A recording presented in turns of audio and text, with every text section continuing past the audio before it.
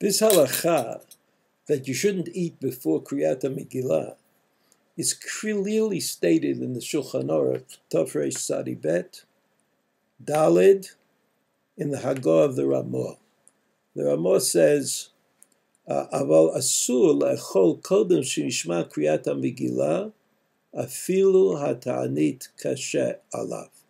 And you're not allowed to eat before reading the Megillah, even if he finds that the ta'anit, that fasting, is very difficult for him. And the Mishnah Berurah adds, he says, it's just like Kriyat Shema de Arvit, like saying Kriyat Shema at night. And there, it's forbidden to sleep before you say Kriyat Shema, because the sleep might overwhelm him, and then he wouldn't say Kriyat Shema at all. And therefore, it's also true that you shouldn't sleep before Kriyat Megillah, even if his intention is only to sleep a bit. And the same way that we forbid it for Kriyat Shema, we forbid it also for Kriyat HaMegillah. And then the Mishnah Berurah adds a general principle. He says, Kriyat Megillah uchov gadol. People should not make the mistake of thinking anything else. But Kriyat Megillah, reading the Megillah, is a major obligation.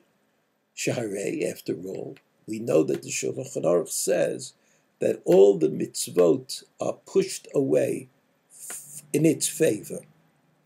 And also,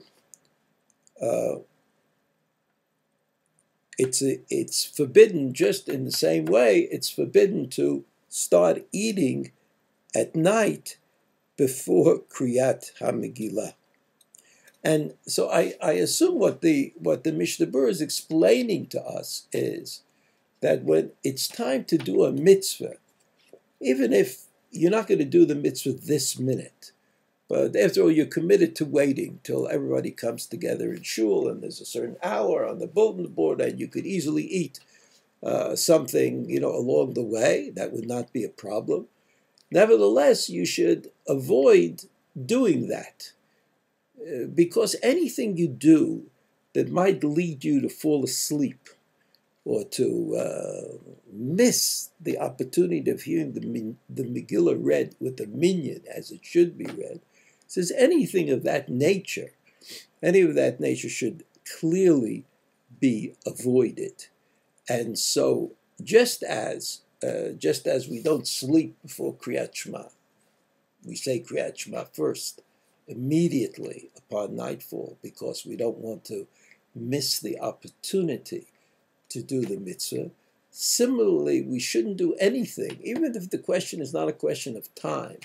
But as I said, that you may have established in your community that you're going to have Kriyat Megillah in another 20 minutes.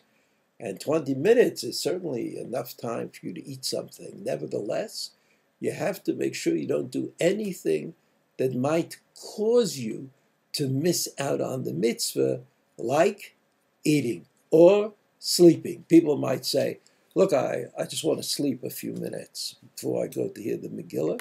No, don't do that, because a few minutes can turn into a few more minutes, and it might cause you to miss the reading of the Megillah in the shul, and therefore you'd miss that aspect of Pirsumei Nisa, which is so important.